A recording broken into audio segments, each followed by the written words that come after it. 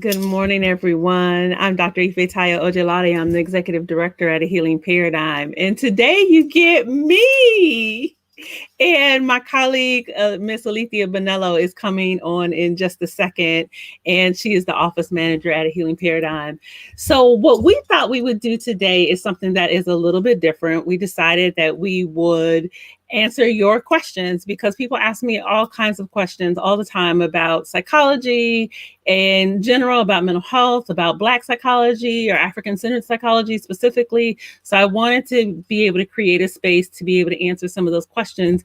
And I know that some people actually send us questions in ahead of time. So I'm going to answer those questions, but then hopefully you'll jump on and we'll have other people that will ask questions throughout this process and we'll be able to answer your questions.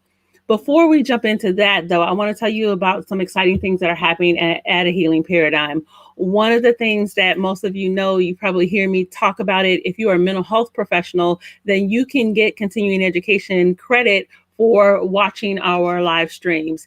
And one of the things that I'm really excited to announce is that we just got approval to be able to offer continuing education credit to mental health professionals, specifically psychologists right now, but we are working on the other mental health professionals that if you miss the live stream, then that's okay. You can still get continuing education credit by going to our website. I will put the link in there and you'll be able to watch the video and you'll do some little after work, some work afterwards. And then we can also offer you continuing education that way. So never worry about it. If you miss a live stream, then you'll be able to do that. For my other folks that are not receiving continuing education, but that are just showing up because you want to just be part of this conversation, thank you for taking the time to be able to do this. This was an idea of mine that really started from some of the work that we were doing at A Healing Paradigm and has transformed to a virtual platform so we can reach more people. At A Healing Paradigm, we were doing a series called the Soul Food series. And in that series, what I really wanted to do is be able to take mental health concepts and specifically have those mental health concepts talked about in a way where the entire public could be able to hear the discussion and show up at A Healing Paradigm. And so those happened in person and we talked about all kinds of things. And so in this virtual environment, what I realized is we had this opportunity to be able to talk to people more and really engage people around these mental health topics, specifically with an interest in African American mental health. And so that is all that we are doing. So we will continue that process of talking about African American mental health. And so, in addition to having all of those continuing education workshops that we have for therapists, don't worry if you're not a therapist. And hey, I see some people that are here. So, welcome. Say hi so I know who you are. Even if you're not a therapist, that is okay. You can still participate in workshops. We do all kinds of community workshops. In fact, we have a couple that are coming up that I wanted to tell you about. We have in November, first Thursday in November, I believe it is November 4th. I'm going to look in just a second to be able to tell you for sure. On November 5th. On Thursday, November 5th at 10 a.m., we will have a series that is specifically focused on being able to make ancestral connections. So that one is ancestral connections. And we will talk about how do you use ancestral connections for breaking dysfunctional patterns of behavior. Now, I know y'all are not like me. Y'all all got healthy families out there. So you guys don't have any dysfunction in your family. You haven't had that experience, I know. But for those of you that may notice that there are patterns of behavior that are unhealthy in your families, and you want to figure out how to shift those things, if you want to be able to understand what those patterns are and how to break those patterns, then that workshop is for you. It is a 4-part series. Again, it starts Thursday, November 5th. It is from 10 to 11:30 in the morning. So that would be a great workshop. Hey, sis, how you doing? I am going to add my colleague now because I see that she is here in the background. Hey, Sister Alethea. Hi, good afternoon. How are you? I'm well. Thank You're looking you. all professional. Got the nice chocolate wall behind you and everything. So Alethea is actually sitting in my office. I'm at home in my home office. She's in the distant office. And so you guys get to see my chocolate wall. So again, so Alethea, I was just telling everybody a little bit about the workshops that we have coming up. So again, if you're interested in that series of ancestral healing, I invite you to sign up for that workshop. I only take a limited number of people in that workshop, and let me tell you the reason why. In that particular workshop, what we do is we walk through how to find your ancestors. So we do give you concrete information on being able to find your ancestors through records. So even if you think that you can't find them, you would be surprised. And Alethea could probably tell you a little bit about that, because you've actually sat through one of my workshops. I have. Yes, it was very helpful. Gave a lot of great information. Really appreciate, as you said, concrete resources to be able to help me personally to be able to go back, look at the genealogy records, and to be able to trace some information. So I really appreciated being in that workshop. And the good thing for you is that your folks are from the Caribbean. So sometimes people think, well, my folks are not from the US, they're from the Caribbean. I get that question all the time, and they think that they can't find records. But we'll talk about some ways that you can probably find records, even if your people are not from the United States, particularly in the Caribbean. I think you would be surprised. So we'll talk about concretely how you find your ancestors. We'll talk about being able to recognize those patterns of unhealthy behaviors. We'll talk concretely about being able to break those patterns of behavior. And then I have a special treat in this particular series is I have two of my colleagues that are coming, to mediums. So they are different types of mediums. So I have one colleague who is an ancestral medium. Her name is Efunyemi, and Efunyemi is able to focus on how do you connect from a spiritual perspective with your ancestors. And so she will come and she will do one of the workshops. And then I have another one of my colleagues. So you all may have seen her because I've done several interviews with her, Zawadi Powell.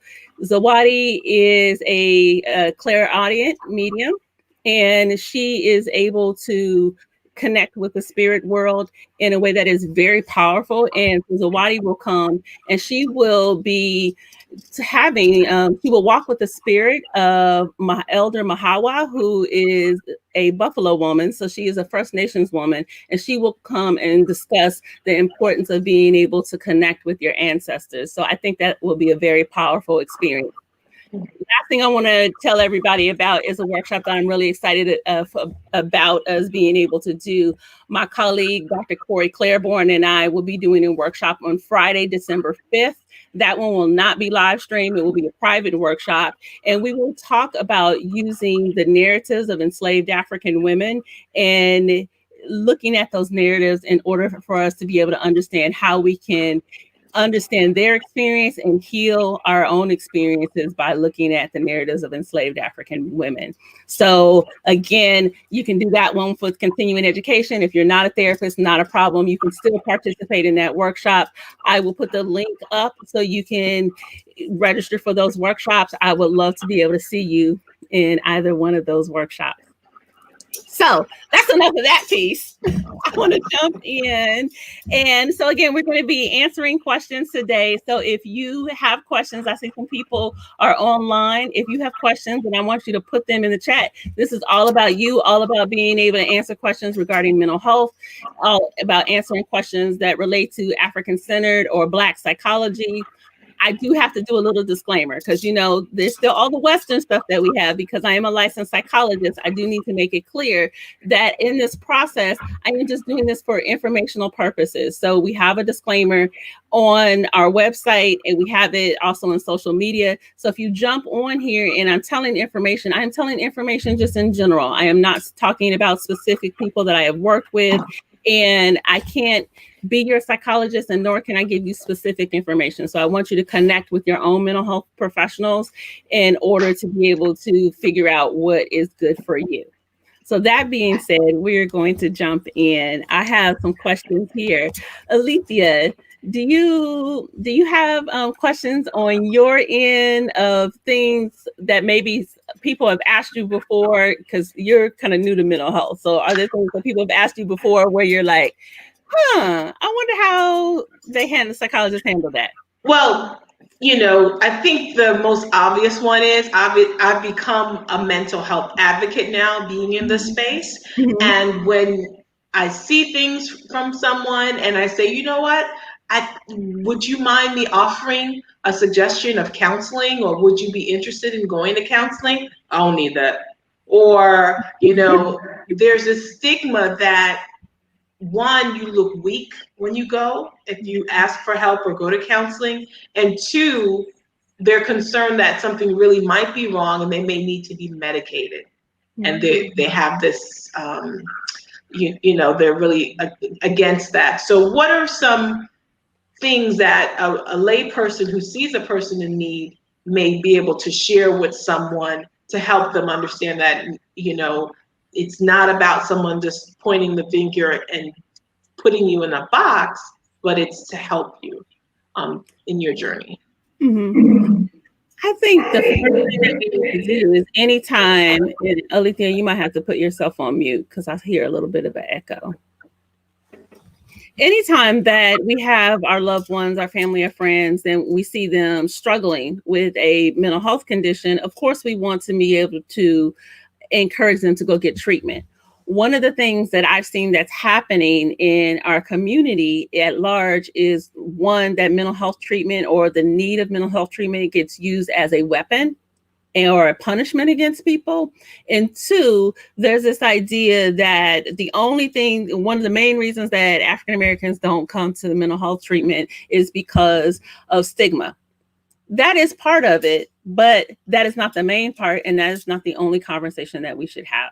So the first thing that I would say is to be able to answer that question is, number one, if you want someone to go to mental health treatment, I think you need to connect with them around what your concerns are, what you've noticed, particularly if there's a change. Like, let's say someone's depressed, then I would say, hey, I noticed that when I'm calling you, you're not answering the phone, you're not going out as much with us any longer, and I'm really concerned. Is there something that I can do to support you? Or however that conversation can happen in a way that's really authentic. So you need to do that. Number one is to show concern. Number two, again, don't use mental health treatment as a weapon. You crazy. You need to go and talk to somebody. That's not helpful to nobody. I mean, if you think about it, I'm sure you would not be motivated if somebody said that to you.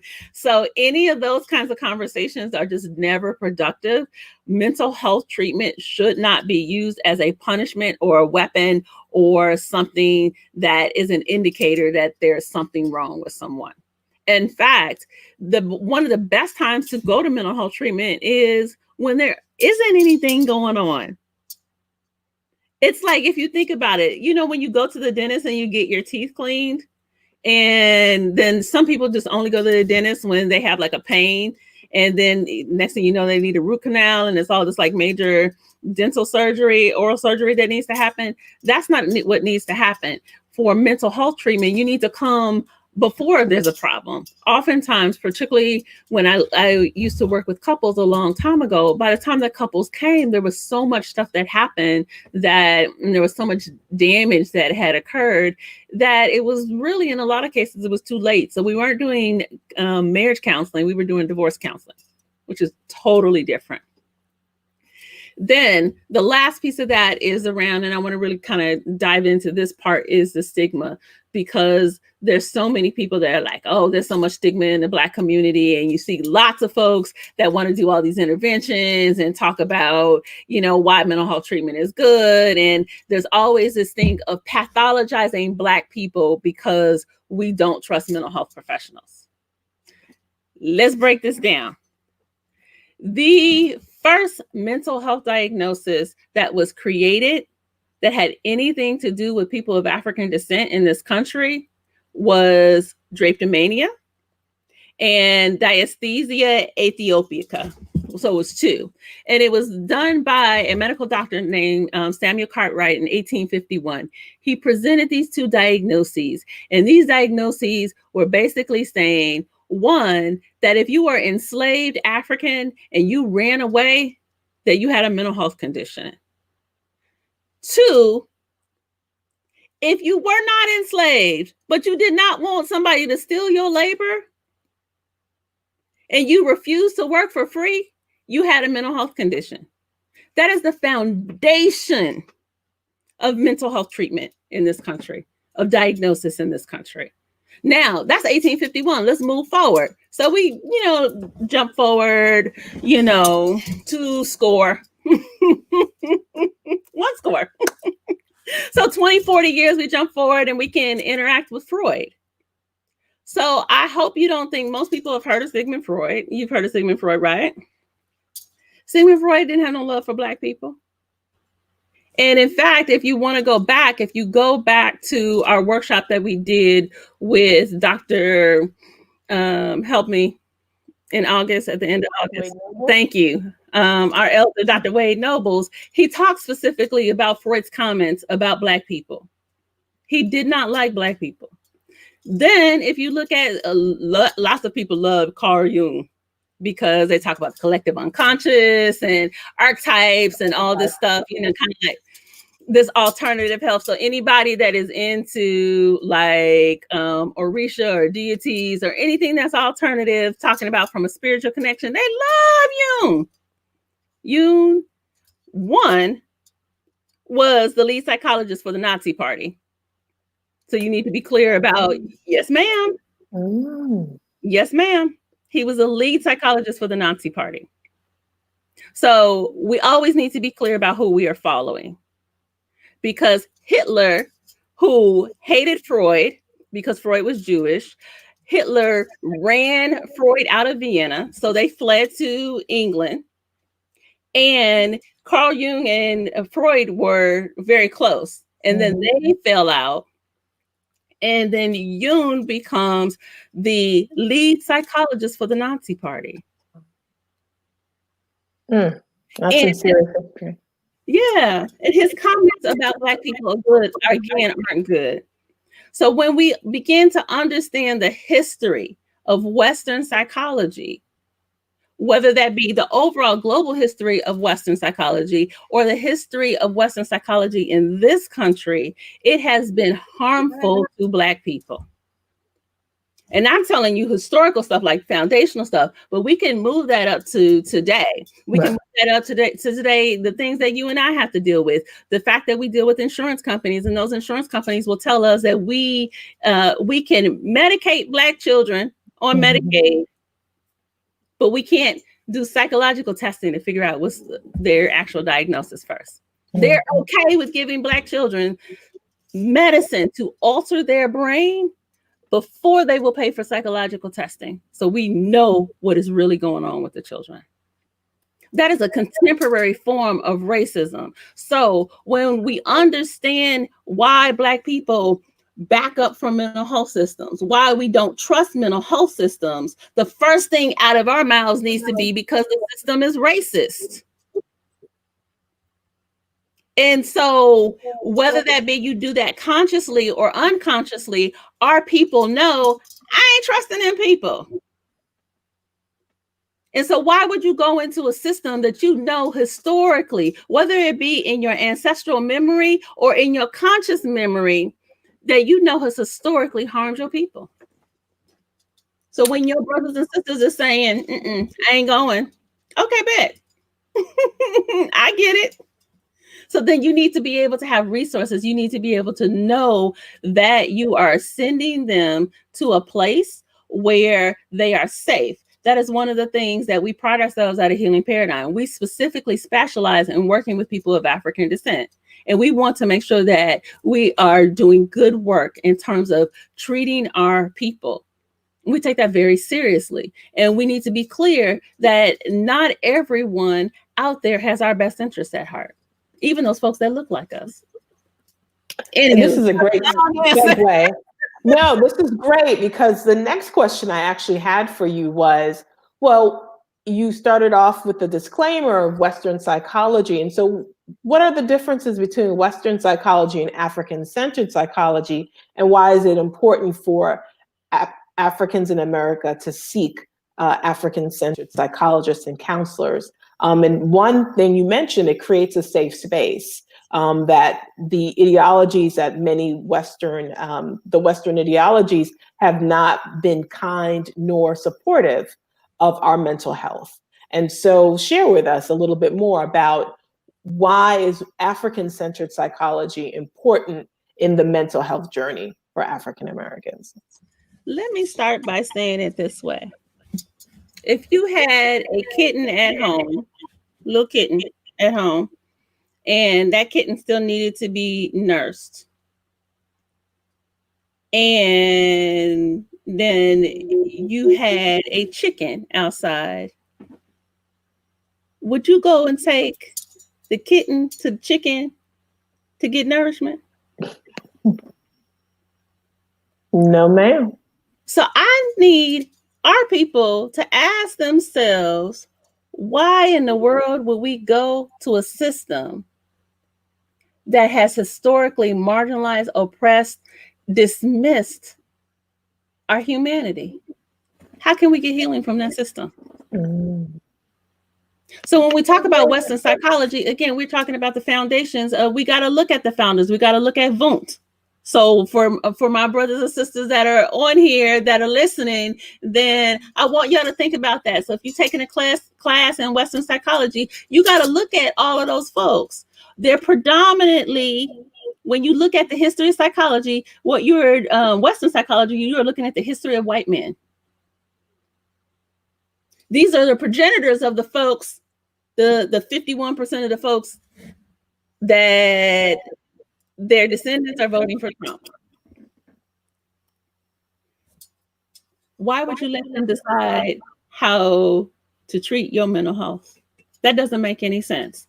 So what we know about psychology, what we know about mental health, is that mental health is a system like any other, like a healthcare system, a dental system, any kind of system, a veterinary system. All systems are created within communities. All systems.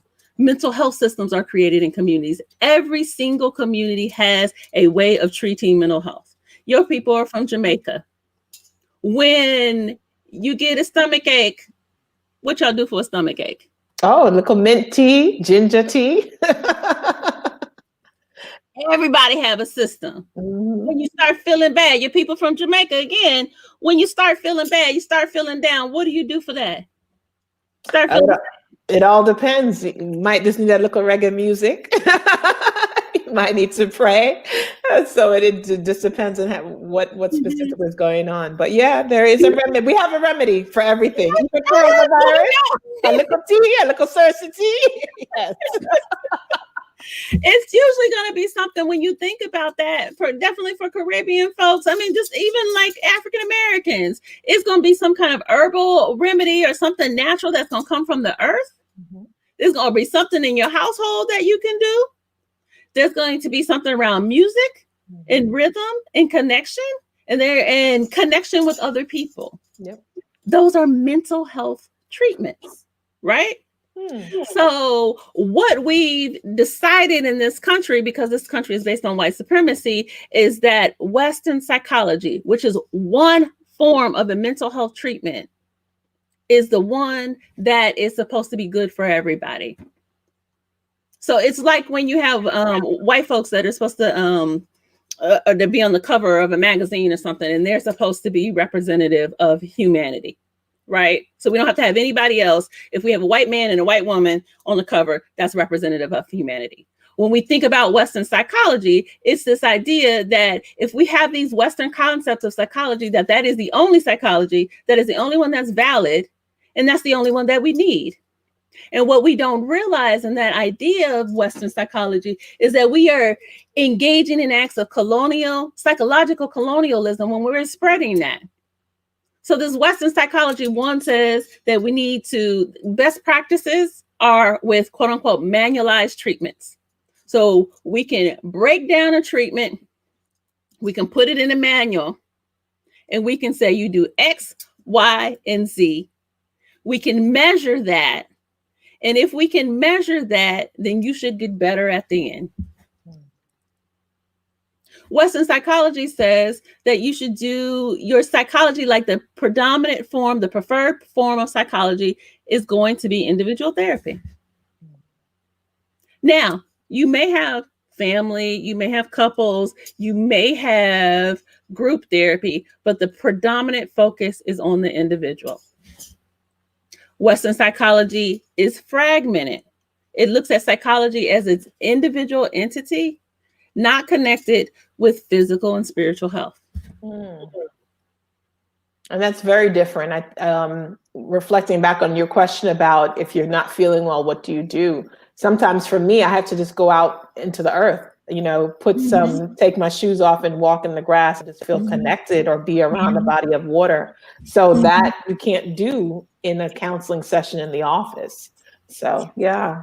No, yeah. But we know that there's a lot of research about walking in the forest or walking among the trees, because we know that the trees are living. We know when we get in the ocean that there's a lot of negative ions. Well, we know that the beach sand, that's nothing but crystals. That's quartz crystals, right? So that's charged. You got the salt in the water is negative ions. So it's got all these healing properties that our people understand. So Western psychology is this idea of something that comes from the history of Europeans. And there's nothing wrong with that. If you're a person of European ancestry, then I think you should engage in the ways of your ancestors. African-centered psychology says something different. The first idea of African-centered psychology, and I love the definition that the Association of Black Psychologists has on their website, because what they talk about is this idea of it's the illumination of the human spirit. Ashe. I mean, like, we could really just stop right there, right? Yeah. To recognize that each one of us is a spiritual being. And if I recognize that I am a spiritual being, and the work that I am doing in terms of healing work, I am not simply dealing with the physical body, the flesh and bones and muscles of the person that is sitting in front of me. I need to help them in a holistic fashion be able to illuminate their spirit. And if I can do that, if we can do that illumination of the person's spirit, then they can really have healing. And you can't do that through any kind of manualized treatment. You just can't. So for me, go ahead. No, I said that's interesting. So for me, when I look at African-centered psychology, one of the things that, push yourself. Sometimes we get a little bit of feedback. When we're looking at this idea of African-centered psychology, what I'm looking at is not only do I know this intervention? So my specialty is trauma. So I need to be able to recognize what's in front of me. Is this person manifesting symptoms of PTSD or post-traumatic stress disorder? So I need to be able to understand that. But when I understand that, the symptoms a person is experiencing, Western psychology is just going to attempt to reduce the symptoms.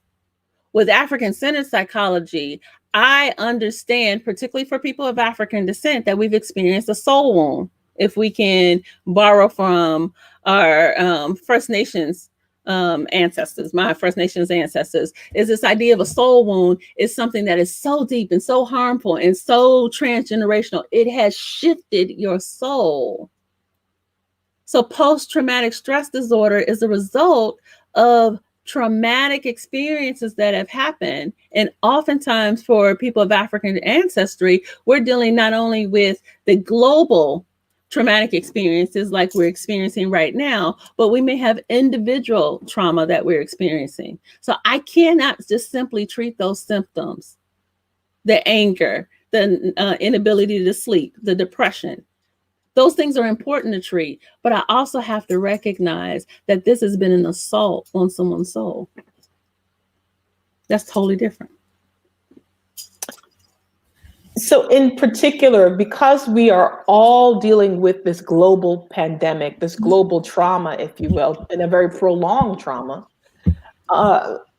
just as in medicine, symptoms of a particular disease or disorder shows up differently for men and women and people of color.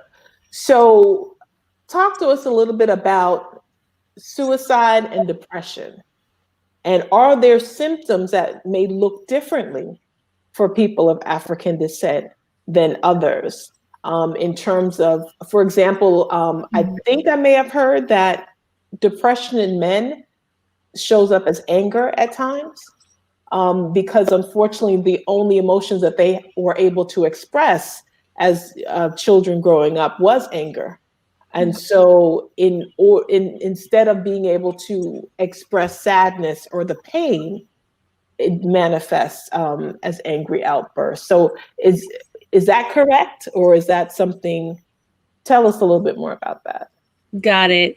And I'm going to answer that question. And we have a question. I have some questions that people sent in. And for those of you that are watching, if you just joined us, welcome. If you have questions, we're just answering your questions today. Alethea is throwing out questions and we're just going to answer questions. So feel free to put them in the chat. I'm happy to answer your questions. In terms of depression, yes. I'm going to answer this question by doing it from a more broad perspective and not just talking about people of African descent. What we know, and these are broad strokes. So you're going to see, we're all individuals. So you're going to see different things for different people. So you can see gender differences and you will see ethnic differences in terms of depression. What happens is overall in our society from a gendered perspective and a binary gendered perspective, male and female, which has been this kind of historical oppressive system that has occurred in the United States. What we know is this idea that women are allowed to experience and express more emotion than men. Men have like happy and angry, and that's it. But when we add that, so we always got to do like this intersectional. I love our sister Kimberly Crenshaw's work, and she talks about that idea of intersectionality. So we can't just say, men and women. We can't get into that conversation because that conversation becomes really problematic. Because what we know is not only is it just about, if you're thinking about binary concepts of gender, but you always got to think about ethnicity. Some people say this concept of race, which we know is made up. We've got to think about socioeconomic status. You have to think about sexual identity. There's so many pieces of this puzzle that you have to be able to put together. So what we know is that the stereotype of Black men is that they show up as angry. But I can't tell you the number of brothers that I have worked with that have been severely depressed to the point of feeling suicidal that don't show up as angry. They show up as silent or anxious. And particularly, let me add an extra thing in there. You have to look at another intersection as height. If you have a Black man, and we add another one, see, it's just coming and coming and coming, and skin color. If you have a Black man that is 6'2", that is nice and fine and chocolate, then sometimes what we see is our brothers will try to compensate for the fact that in this racist society, people are scared of them. And so they don't want to fit into this idea that they're angry. And so by attempting to not fit into that, you will see them become more and more silent and really hold a lot of sadness and anger. And that is one of the signs of depression, and it can really become concerning that people don't pay attention to. Another one is that when we look at our sisters, what we can see is we all know the stereotype of the angry Black woman. People love to throw that one around. There's another aspect of silent Black women, of anxious, of ones that are chronically, I looked at, I don't know if you saw this. I was looking at a video the other day with Lisa Ray and her sister Debrat. Did you see this? I didn't see it, no. You heard about it though? Yeah. Okay, so I hadn't heard anything. I didn't know that they were siblings. So y'all just call me the old lady. Did not know that. Did not know. I was like very surprised. And so I looked at the whole video of the exchange. So if y'all haven't seen this on YouTube, where they hadn't spoke in quite a while, there was there's some family something that happened between them, and it was Lisa Ray's birthday. She was on a live stream with, they call it with the Queens, and the brat came to say happy birthday. Lisa Ray was not having it. She was angry. And it was really interesting to look at that, because that is kind of one of the first ideas that people think, is that we're just angry all the time, that we're cursing, that we're loud, you know, these stereotypes. Mm-hmm. And people will focus on that piece. And what I also saw underneath all of that was Lisa Ray was extremely hurt, extremely wounded. So they didn't go into the details of what happened, but you could see that there was a long history of wounding. And on the other end of that, Debrat, who is a grown woman in her 40s, showed up with like a little girl. Mm. And was largely silent in the way that she was silent and anxious in the way that she was dealing with the situation. And so it is important to recognize that, yes, as African Americans, we're going to show up differently, and based on gender. Like I said, you can have height, skin color. I mean, there are all these factors that are going to come into play. And like I said, I wanted to make that a little bit broader when we look at other women. So we might think of South Asian women. We may think of them as stereotypically silent. And like when they get depressed, they're just going to be more silent. Go on with that stereotype if you want. And then you'll be surprised when there's this woman who has this explosive anger. All kinds of ways that depression is going to show up. And then to answer your question about suicide, what I do know is that the rates among our community are going up. Historically, there's been these stereotypes which have been so untrue, that our people do not commit suicide. It is not true. And what we see now is that the trend is going up. Now, I'm not talking about suspicious things when you remember there was somebody about Piedmont Park and that he had come in. I'm not talking about things that, you know, like, this don't sound right. I'm talking about legitimate experiences of people becoming suicidal. One of the things that we know, and particularly in this time, and I said this to a reporter after Trayvon Martin was murdered. I said that, no, it wasn't Trayvon Martin. It was Michael Brown. And I was telling her, she's very shocked by me saying this. And I said, one of the things that you need to realize is if you keep having people live in a system where there is phenomenal injustice and people know that there's not going to be any justice, they are going to get more and more depressed and they are going to spiral out of control.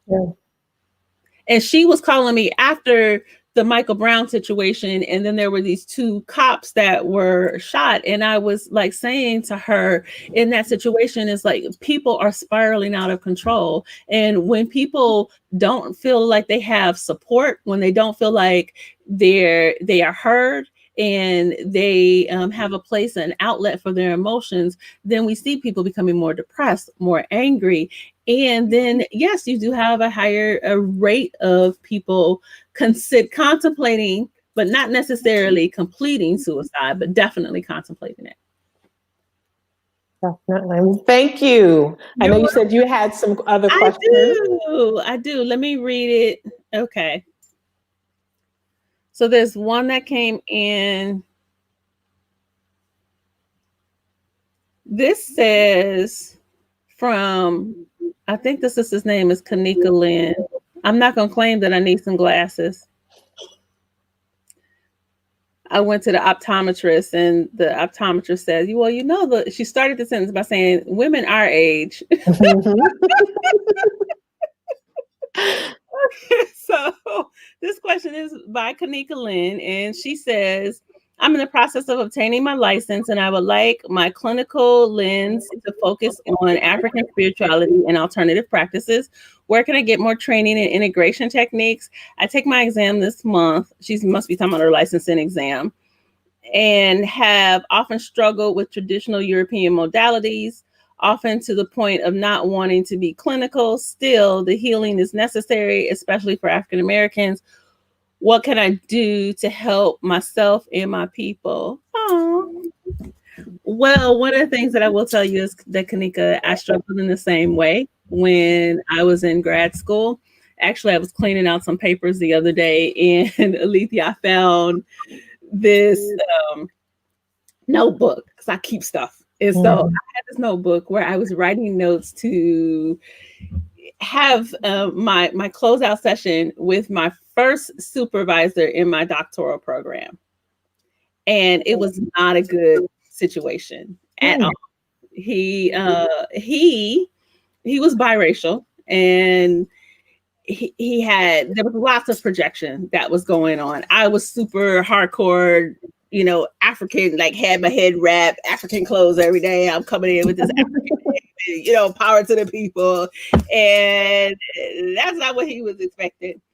And it was really interesting because like Kanika, I was writing writing down my thoughts so I could get myself together as I get ready to go on supervision. And one of the things that I was saying is I want to work with African Americans.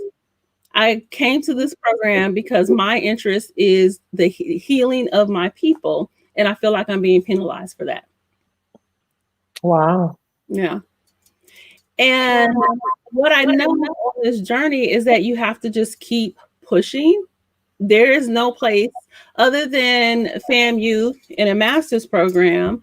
There's no place in the country where you can go get a degree that's going to focus on African-centered psychology, so you can be able to understand these concepts, other than my alma mater, Florida A&M University, even though I wasn't in the psychology department.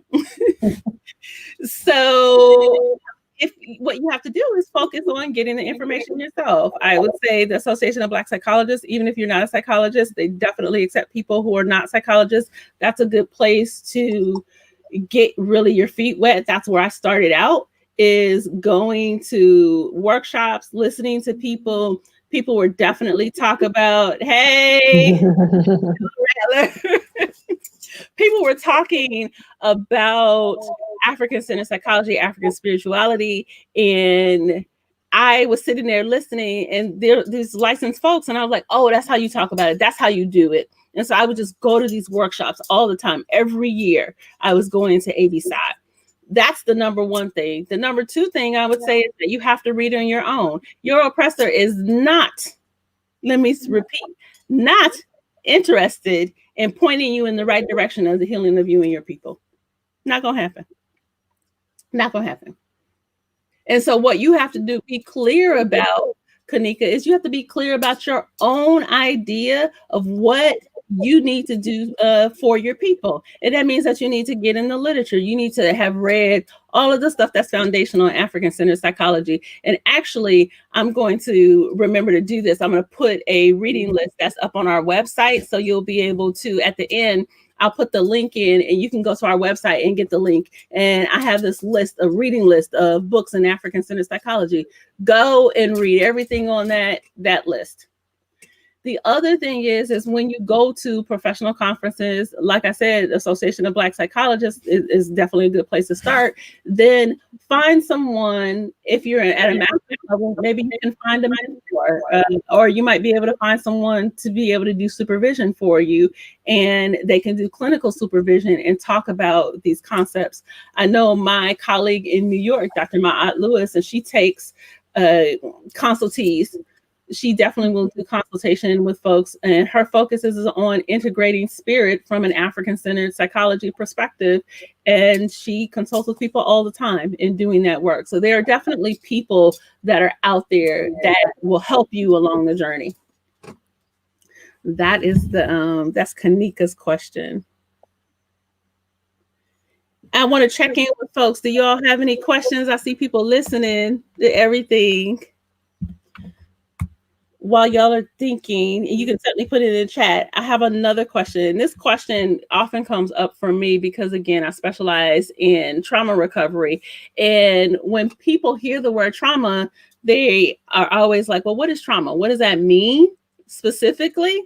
So let me turn the tables for a second. Alethea, before you came to a healing paradigm, when you heard the concept of trauma, what did it mean to you?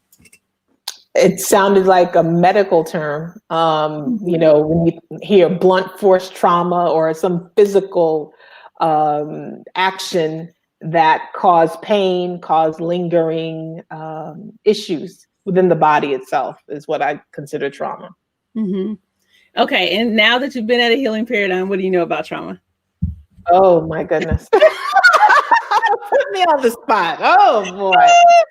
I mean, you don't have to say, okay, or just say how has your definition changed? So you were thinking of it as a medical term, and how has it changed?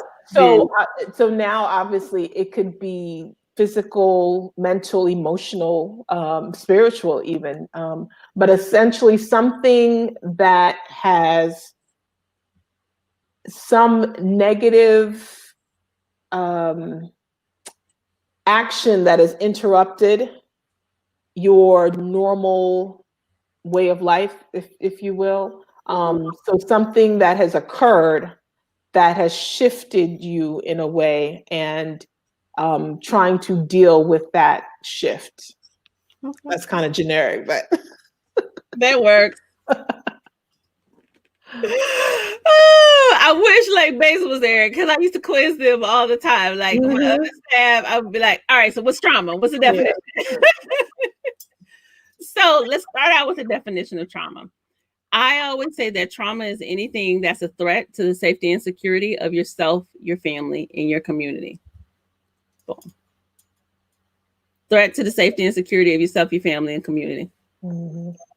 So if you start with that, then that way broadens the idea of trauma. And that is Ife Tayo's definition. If you look at a National Center of PTSD, or if you look on American Psychological Association's website, or even if you look in the manual that we use that comes from psychiatrists, people are not looking at trauma from that broad perspective. They're usually looking at things from an individual perspective, i.e., remember I said earlier that Western psychology. So we're looking at things from an individual perspective, except if there are people that are in safety positions, like soldiers, police officers, firefighters, where they may see some kind of traumatic experience that they're not experiencing themselves, but they see somebody that has had a traumatic experience, then they might categorize that. But for me, I know that that is wholly insufficient for our people. So that's why I say it's anything that threatens, not that it disrupted, but anything that threatens the safety and security of yourself, your family, or your community. That's true, because for us, you know, police brutality, it may not have happened to me directly, but constantly seeing it on TV over and over again, then when I go out driving and I see a police car, I might start shaking because I've conceived a threat, you know, to my own safety. So yeah, that works. Yeah. And when we think about that, we can go back historically. What we know is whether our folks are in Jamaica or Guyana or in the United States, our ancestors didn't come here for the most part. Our ancestors did not come here on cruise ships. So we know that there was a transatlantic trade in human beings, that it was a traumatic experience. And we know that there are ongoing effects of that traumatic experience. Some people may call it the Ma'afa, because they're looking at the transatlantic trade in human beings, the Arab trade in human beings, and just the whole process of colonialism that has disrupted the lives in the community, the collective community of people throughout the African diaspora. So that's one way to look at it. But then we also have things like rape. I was talking to a colleague earlier, and we were trying to figure out a case and what was going on with this particular case. And one of the things that people often miss, and I see this sometimes with the certain parents that I work with that may miss something like this, is one of the things that he pointed out was, he said, well, this child is in the 8th grade and has moved 9 times. That's traumatic. Yeah. It threatens your safety and security. So there are all kinds of things. We think about domestic violence. We think about rape. We may think about someone going to war, but when you have a global pandemic that has killed over 210,000 people at this point. That is a traumatic experience. When in you America, in a million. In America. Yes, thank you. Thank you.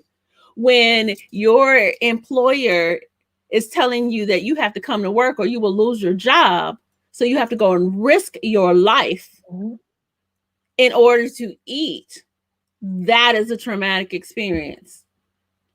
When you have to, and I'm not going to say nothing else but this one little piece, when you have to watch or even be aware of, even if you don't watch it, be aware that someone that is displaying sociopathic tendencies is running the country that you live in, that is a traumatic experience. So there are a lot of things that are the part of the everyday experience of people of African ancestry that cause trauma. The other one that I like to point out, because a lot of times people miss this one too, is when you have parents that have a mental illness, or you've been raised by parents that had any kind of drug addiction.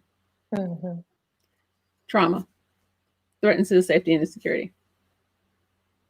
Wow, that's a powerful definition, and it's so applicable just across the board.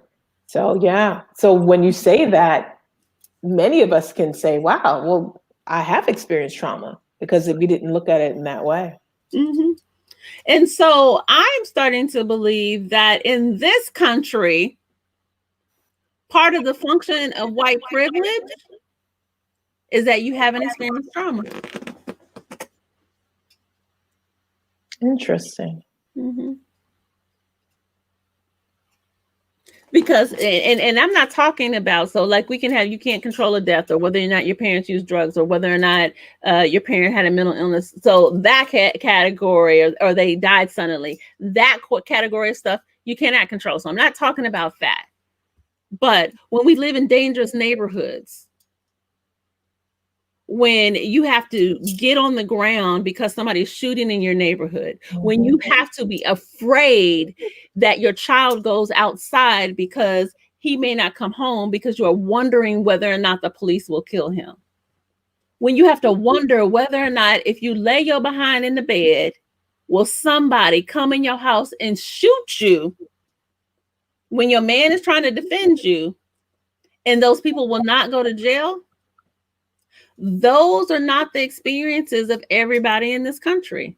Those are the experiences that are specifically of people of African ancestry and First Nations ancestry, because I don't want to dismiss that too, because one of the things that most people do miss is that First Nations people, in terms of per capita, they are the most murdered by the police in this country.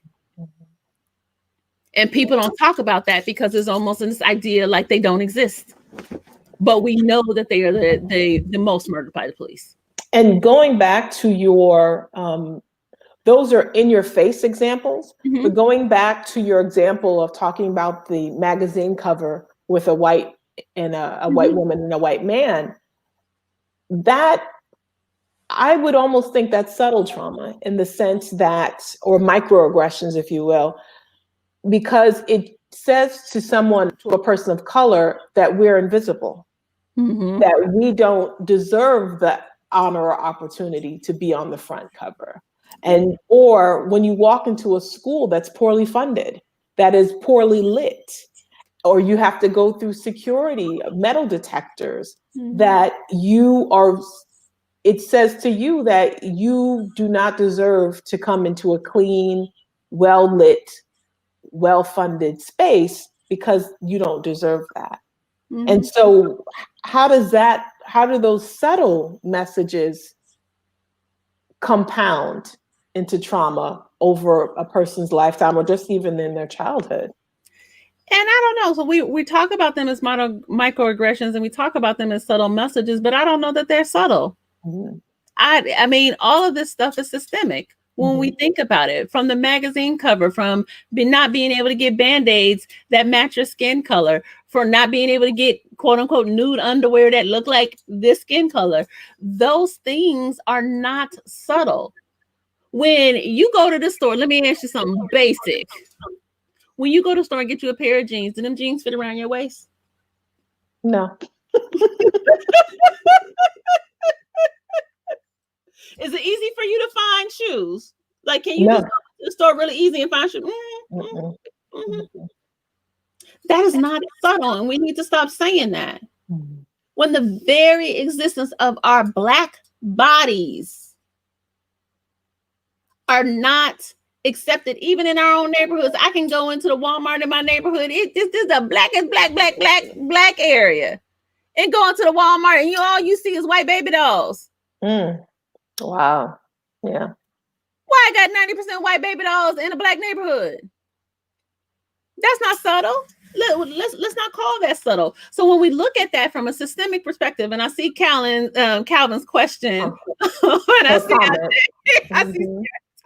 Ashe, when we look at that from a systemic perspective, and we understand that, no, we're going to stop saying this stuff is subtle. This stuff is intentional, and it's on purpose because it's designed to devalue you. It's designed to tell you your very existence is not important. Wow. So you can't even go into the store and get some clothes that fit you, some shoes that fit you. You got to do all of these somersaults. And because we've been doing this stuff for so long, there's this assumption that, okay, when we notice the stuff that is subtle, that's the definition of white supremacy. We have gotten so used to it that we're defining it as microaggressions. These are macroaggressions. This is an assault on our humanity. Anywho, sorry, didn't mean to preach. Let me go ahead. Look at this question. Okay, so Calvin put a question in. He said, you've alluded to this, but I just wanted to reiterate. Okay, thank you, Calvin. Calvin, I was going to come with the children. Children and adolescents can be impacted by anxiety, depression, trauma. Sometimes we forget that they may be negatively impacted by everything that's going on. I think that is so true.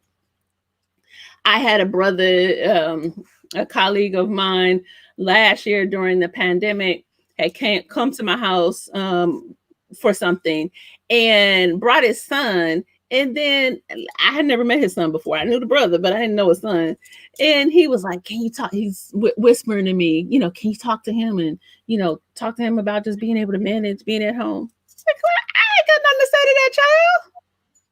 Besides the fact that I didn't know him, it would just be really awkward. No, I can't tell you. He wanted me to kind of normalize the fact that the child is at home all the time. And he had, they in March weren't going to school anymore. No, parents need to say anxiety, depression, anger, being upset, whatever you got going on. That is normal for the situation. And we need to stop expecting children to, okay, that's the ancestor speaking. We need to stop expecting children to get on our program and be able to accept whatever changes, whatever difficulties that are happening, like it is normal. It is not normal. It's not normal. Now, I told you I enjoy being at the house. But at the same time, I know, like, and I got young adult daughters. Like, you say one more thing to me. One more thing. Say one more thing. And I have a lot of skills. I have a lot of coping skills.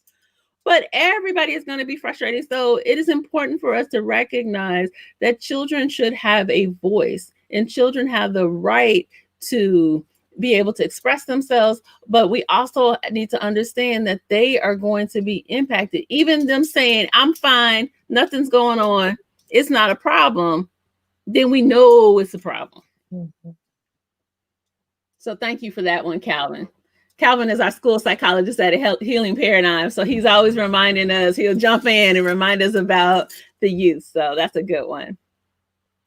Any other questions? Oh my gosh, it's 12:59. It is, wow. I was doing the zone.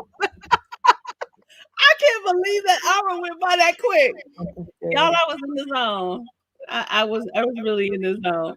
Great information, though. We really appreciate you sharing. I think I think the best thing, that definition of trauma, if you all didn't get anything else, boom. I mean, that answers so many things. So we hope that you take that and you share it with others, share this video. We thank you, Dr. Ojelade, for this, sharing your knowledge with us. Yeah, thank you. I keep saying, so every week we're here. So if you are new and you are not here, just know that every week we are here, and I am actually interviewing other people every week.